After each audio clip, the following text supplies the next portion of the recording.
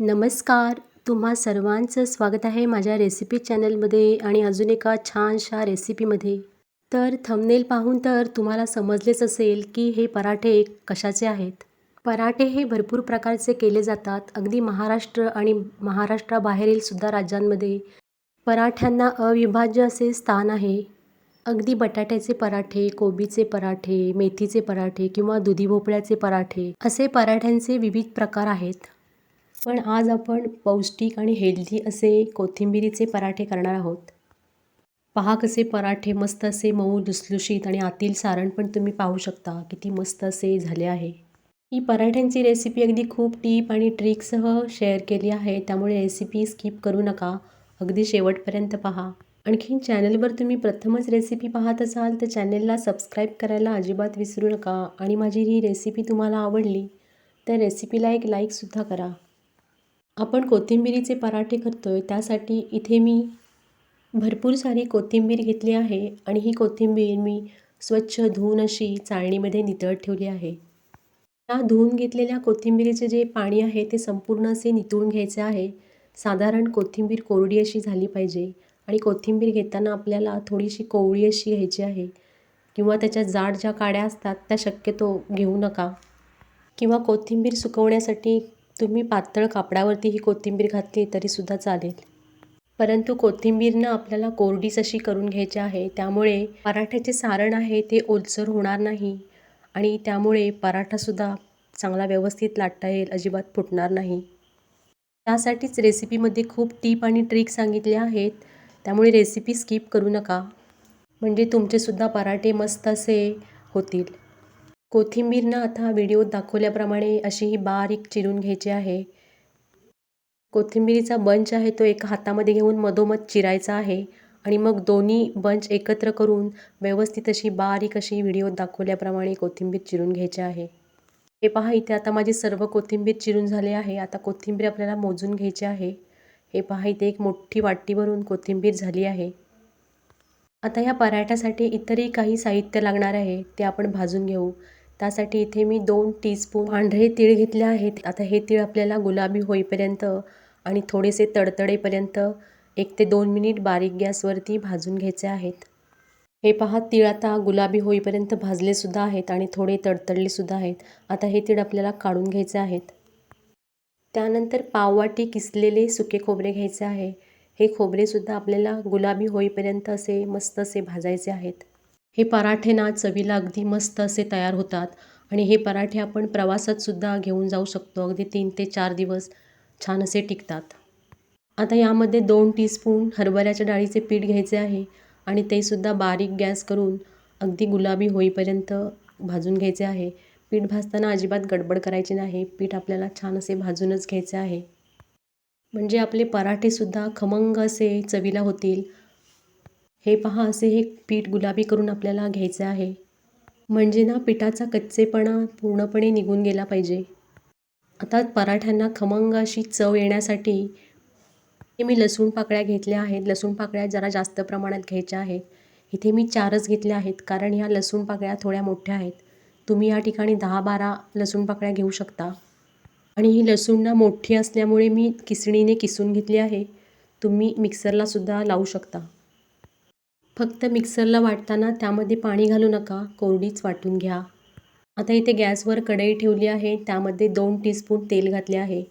तेल थोडे गरम झाले की गॅस बारीक करायचा आहे आणि आपण जे किसलेली लसूण होती त्यामध्ये ही परतायची आहे. लसूण थोडी परतली गेली आणि लसणीचा थोडा कच्चेपणा कमी झाला की त्यामध्ये आपण जी चिरून घेतलेली कोथिंबीर होती ती संपूर्ण यामध्ये घालायची आहे. आणखीन गॅसची फ्लेम कमी करून ही कोथिंबीर थोडा वेळ परतून घ्यायची आहे. हे पहा, आता ही कोथिंबीर थोडीशी कमीसुद्धा झाली आहे. असे केल्यामुळे कोथिंबीरीतला ना पाण्याचा अंश थोडा कमी होतो. आता हे कोथिंबीरीचे जे सारण आहे ते थोडा वेळ गार होण्यासाठी बाजूला ठेवून द्यायचं आहे. नंतर यामध्ये तीळ आणि खोबरे ते आता पूर्ण गार झाले आहे. आता हे मिक्सरला लावून त्याची बारीक अशी पावडर तयार करायची आहे. जसे व्हिडिओमध्ये मी दाखवले आहे त्याप्रमाणे करायचं आहे. आता इथे कोथिंबीर पण आपली छान अशी गार झाली आहे. त्यामध्ये आता भाजलेले बेसनचे पीठ घालायचे आहे. हे पीठसुद्धा संपूर्ण गार करून घ्यायचं आहे आणि आपण तिळाची आणि खोबऱ्याची पावडर केली होती तीसुद्धा या कोथिंबिरीमध्ये घालायचे आहे. आता यामध्ये एक एक करून मसाले घालू. प्रथम इथे मी पाव चमचा हळद घातली आहे, अर्धा चमचा जिरे घातले आहे, 1 चमचा भरून कोल्हापुरी कांदा लसूण मसाला, अर्धा चमचा काश्मीरी मिरची पावडर आणि अर्धा चमचा आमचूर पावडर घालायचे आहे आणि 1 चमचा भरून पिठी साखर यामध्ये घालायचे आहे. आता हे सर्व साहित्य व्यवस्थित असं मिक्स करून घ्यायचं आहे. चमचाने व्यवस्थित असं मिक्स होणार नाही, त्यासाठी इथे मी आता हातानेच मिक्स करून घेणार आहे. म्हणजे ना हे मसाले आहेत ते ह्या कोथिंबिरीला व्यवस्थित असे लागले जातील आणि सारण पण आपले छान असे होईल. तर पराठे करण्यासाठी इथे मी गव्हाचे पीठ 2 वाट्या घेऊन आपण जसे चपातीला पीठ मळतो तसेच मळून घेतले आहे. त्यामध्ये मळताना मीठ आणि थोडे तेल घातले होते आणि मऊसूत असे हे पीठ मळून ठेवले होते. 10 मिनटं पीठ छान असे मुरू द्यायचे आहे.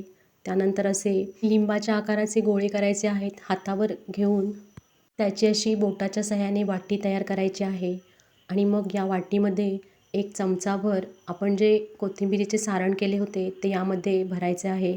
छान असे दाबून प्रेस करून व्यवस्थित अशा कडा मिटून घ्यायच्या आहेत. जसे मी व्हिडिओत दाखवले आहे त्याप्रमाणे करायचं आहे. असे केल्यामुळे ना काठापर्यंत सारण असे पोचले जाते आणि व्यवस्थित असा पराठासुद्धा लाटता येतो, अजिबात फाटत नाही. आता ह्या पिठाच्या गोळ्याला थोडे सुके पीठ लावून असा हा व्हिडिओत दाखवल्याप्रमाणे लाटून घ्यायचा आहे. सुरुवातीला एका साईडने असा हा पराठा लाटून घ्यायचा आहे.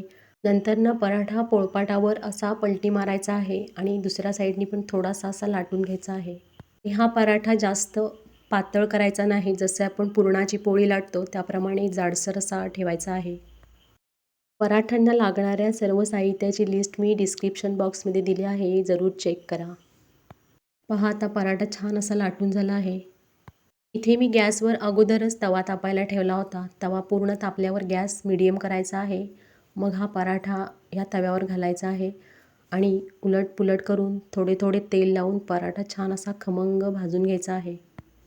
असे पराठे तुम्ही नक्की करून पहा, चवीला एकदम मस्त असे होतात.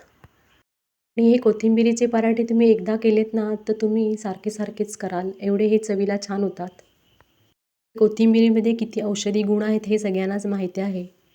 कोथिंबीर ही गुणांनी थंड असते. कोथिंबिरीमुळे रक्त शुद्ध होण्याससुद्धा मदत होते आणि कोथिंबिरीचे ना इतरही भरपूर असे फायदे आहेत. आणि नेहमी नेहमी कोथिंबिरीची वडीच का करायची, असे एकदा पराठेसुद्धा जरूर करून पहा.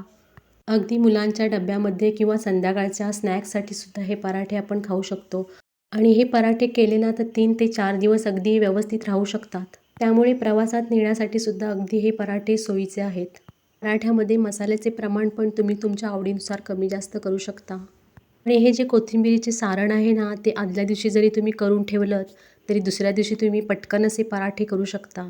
आणि हे सारण फ्रीजमध्ये 8 दिवस तरी छान असे टिकते. तुम्हाला हवं तेव्हा तुम्ही पराठा करून खाऊ शकता.